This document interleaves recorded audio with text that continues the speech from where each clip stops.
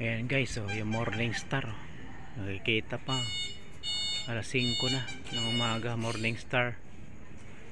May mga stars pang nakikita sa langit. Ayan si Orion, kita pa si Orion. Si Orion. Ayan, morning star.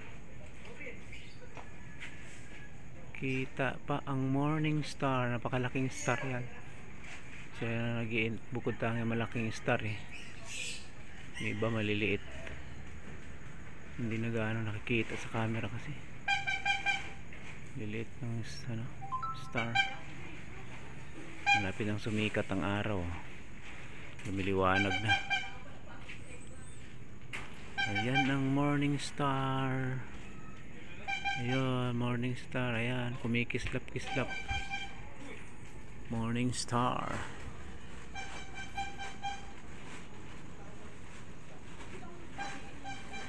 Ayan, lilitaw na yung araw.